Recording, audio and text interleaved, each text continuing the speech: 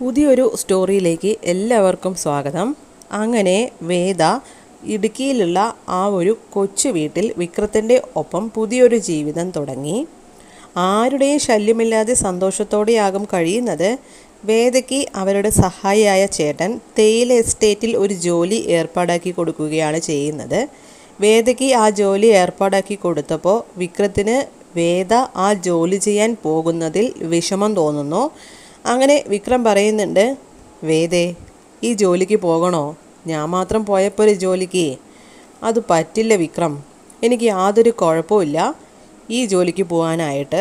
ചിലപ്പോൾ എൻ്റെ ജീവിതത്തിൽ ഇതായിരിക്കും വിധി, ചിലപ്പോൾ എൻ്റെ ജീവിതത്തിൽ ഈ ഒരു പരീക്ഷണം കൂടെ നടക്കുക എന്നത് ദൈവവിധി ആയിരിക്കും. എല്ലാ ജോലിക്കും അതിൻ്റേതായ അന്തസ്സും വിലയുമുണ്ട്. വിക്രം തന്നെ അന്ന് ഞാൻ നിർബന്ധിച്ചിട്ട് ചുമട് ജോലി ചെയ്തില്ലേ, അതുപോലെ തന്നെ ഇതും.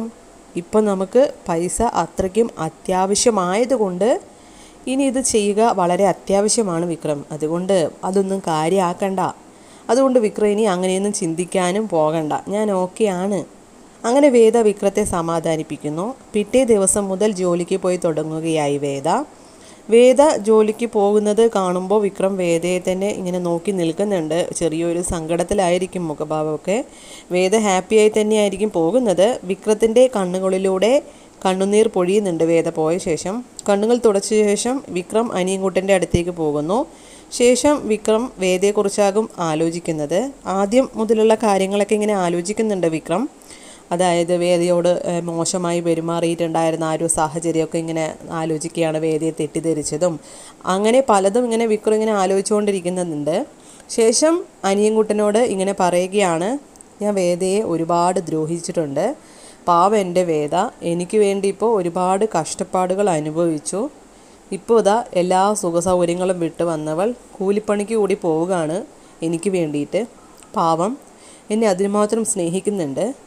എൻ്റെ വേദയെ ഞാൻ എൻ്റെ മരണം വരെ ഇനി പൊന്നുപോലെ നോക്കിയിരിക്കും. അനിയൻകുട്ടൻ്റെ മാനസികാവസ്ഥ ശരിയല്ലെങ്കിൽ പോലും വിക്രം ഇങ്ങനെ കരഞ്ഞുകൊണ്ടിങ്ങനെ അനിയൻകുട്ടനോട് ഇങ്ങനെ സംസാരിക്കുകയാണ്.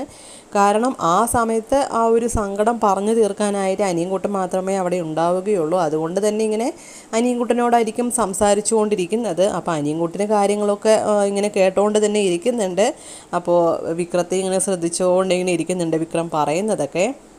വീണ്ടും പറയുകയാണ്, അനിയൻകുട്ട, നിങ്ങളൊക്കെ എന്നും വേദയെ സപ്പോർട്ട് ചെയ്ത് പറഞ്ഞപ്പോഴൊക്കെ ഞാൻ മാത്രം എത്ര മോശമായിട്ടാണ് അവളെ തള്ളിപ്പറഞ്ഞത്, നീ ഓർക്കുന്നുണ്ടോ?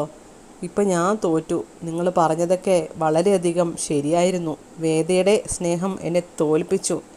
നിങ്ങൾ പറഞ്ഞതുപോലെ തന്നെ എല്ലാം നടന്നു. അങ്ങനെ കരഞ്ഞ് കരഞ്ഞ് വിക്രം അനിയൻകുട്ടനെ കെട്ടിപ്പിടിക്കുന്നു.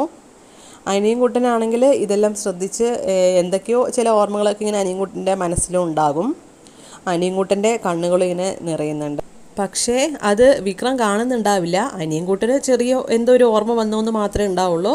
പിന്നെ വീണ്ടും അനിയൻകുട്ടൻ സാധാരണ രീതിക്ക് തന്നെ ഒരു പരസ്പര ബന്ധമില്ലാത്ത കാര്യങ്ങളൊക്കെ ഇങ്ങനെ കാണിക്കാൻ തുടങ്ങുന്നുണ്ട്.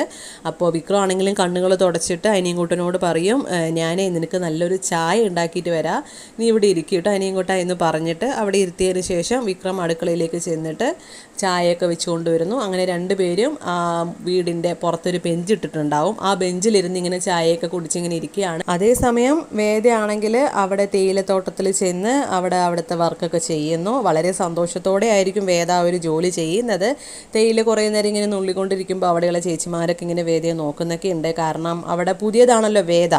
അപ്പോൾ അവർ പണിയെല്ലാം കഴിഞ്ഞ് ഭക്ഷണമൊക്കെ കഴിക്കാനിരിക്കുന്നു. ഒരുമിച്ച് ഒരുപാട് സന്തോഷത്തോടെ കാര്യങ്ങളൊക്കെ സംസാരിച്ച് ചിരിച്ചും കളിച്ചൊക്കെ ആയിരിക്കും വേദ ആ ഒരു ജോലി ആത്മാർത്ഥമായിട്ട് ചെയ്യുന്നത്. ആ ഒരു ജോലി ചെറുതാണെന്നോ അല്ലെങ്കിൽ ഞാൻ വലിയ വീട്ടിൽ വളർന്നതാണ്, ഞാൻ വക്കീലാണ്, എനിക്ക് ഈ ജോലി ചേരില്ല എന്ന് പറഞ്ഞ് ഒരു താല്പര്യമില്ലാത്ത പോലെ അല്ല വേദ ജോലി ചെയ്യുന്നത്. വളരെ സന്തോഷത്തോടു കൂടി തന്നെ ആയിരിക്കും വേദ ആ ജോലിയും ചെയ്യുന്നത്. വേദയോട് അവിടെയുള്ള എല്ലാവരും ഇങ്ങനെ സംസാരിക്കുന്നൊക്കെ ഉണ്ട്. പുതിയതായതുകൊണ്ട് തന്നെ എവിടെയാണ് എങ്ങനെയാണ് എന്നുള്ള കാര്യങ്ങളൊക്കെ ചോദിക്കുന്നു. അപ്പോൾ വേദയ്ക്കാണെങ്കിൽ ഒരുപാട് സത്യങ്ങളൊന്നും പറയാൻ സാധിക്കില്ല, കാരണം അവരുടെ സിറ്റുവേഷൻ അങ്ങനെയാണല്ലോ. അപ്പോൾ കുറച്ചൊക്കെ നുണയൊക്കെ ഇങ്ങനെ പറയുന്നുണ്ട് വേദ അവരെ ബോധിപ്പിക്കാനായിട്ട്. പുതിയതായതുകൊണ്ട് തന്നെ അവരുടെ ചോദ്യങ്ങളിങ്ങനെ കൂടിക്കൊണ്ടേ ഇരിക്കുന്നുണ്ട്. നമ്മുടെ ഒരു നാട്ടിൻപുറം ആയതുകൊണ്ട് തന്നെ നമുക്ക് ചിന്തിക്കാവുന്നതേ ഉള്ളൂ. അപ്പോൾ അതുപോലെ തന്നെ ഇങ്ങനെ ചോദ്യങ്ങളും കൂടിക്കൊണ്ട് വരുന്നു. അപ്പോൾ വേദ അതെല്ലാം ഇങ്ങനെ പറഞ്ഞിങ്ങനെ ഒപ്പിക്കുന്നുണ്ട് കാര്യങ്ങളൊക്കെ. എന്നിട്ട് പിന്നെ അവരിങ്ങനെ വളരെയധികം സന്തോഷത്തോടെ ജോലിയൊക്കെ കഴിഞ്ഞ് വീട്ടിലേക്ക് മടങ്ങുകയാണ്. അപ്പോൾ മടങ്ങി ചെല്ലുമ്പോൾ അവിടെ വിക്രവും അതുപോലെ തന്നെ അനിയും കൂട്ടരും ഇങ്ങനെ പുറത്തിങ്ങനെ ഇരുന്ന് ഓരോന്നൊക്കെ ചെയ്യുന്നതായിരിക്കും കാണുന്നത്. അപ്പോൾ ഇതൊക്കെയാണ് ഇന്നത്തെ സ്റ്റോറി. കൂടുതൽ സ്റ്റോറി അറിയാൻ വേണ്ടി ഈ ചാനൽ മറക്കാതെ സബ്സ്ക്രൈബ് ചെയ്യും.